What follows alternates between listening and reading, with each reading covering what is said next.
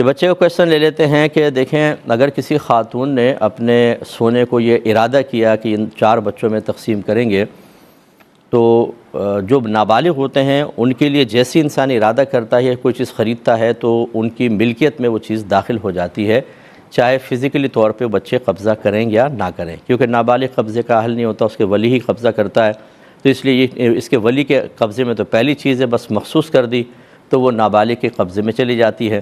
لیکن بالغ کو باقاعدہ فزیکلی طور پر قبضہ دینا ہوتا ہے، اور قبضہ دینے کے بعد مکمل تصرف کا اختیار بھی دینا ہوتا ہے۔ مطلب یہ کہ ہم نے آپ کو دے دیا، اب آپ اس کو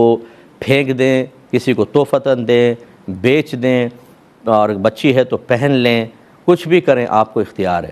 تب یہ ایسا ہوگا کہ دینے والے کی ملکیت سے نکل کر سامنے والے کی ملکیت میں داخل ہوگا۔ اچھا، اب ان خاتون نے 4 بچوں میں تقسیم تو کیا، پہلی بات تو کہ تعین ہی نہیں کیا کون سا کتنا ہوگا، تو اس کو غیر مشاع کا ہبہ صحیح نہیں ہوتا کہ جس میں سب شامل ہوں اس کا ہبہ صحیح ہو۔ ان کو کرنا یہ ہے کہ پہلے ان بچوں کے لیے متعین کر دیں کہ یہ 2 بالغان کا اور یہ نابالغان کا، نابالغوں کا، اور نابالغوں میں بھی یہ اتنا، اس کا 1 کا، یہ 2 کا۔ جب یہ کریں گی تو یہ نابالغوں کے قبضے میں چلا جائے گا، لیکن بالغوں کو متعین کرنے کے بعد ان کے قبضے میں دینا ہی لازم ہوگا۔ چنانچہ اگر اس طرح کر دیتی ہیں تو نابالغ کے تو چلا گیا، بالغ کا اگر یہ قبضہ کر کے رکھتی ہیں، ابھی نہیں دیتی کہ بعد میں دے دوں گی، تو بالغان کی ملکیت میں داخل نہیں ہوگا۔ لہذا اگر یہ خاتون انتقال کر جاتی ہیں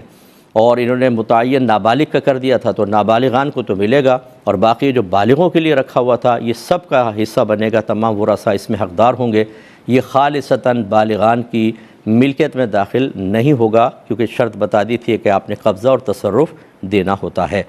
تو اس لیے اچھا، اب جو نابالغان کو دیا اگر متعین کر کے مخصوص کر دیا تو پھر یہ ان کا ہو جائے گا، اور یہ اس میں اب یہ خاتون بھی تصرف نہیں کر سکتی ہیں، یہ ذہن میں رکھیں۔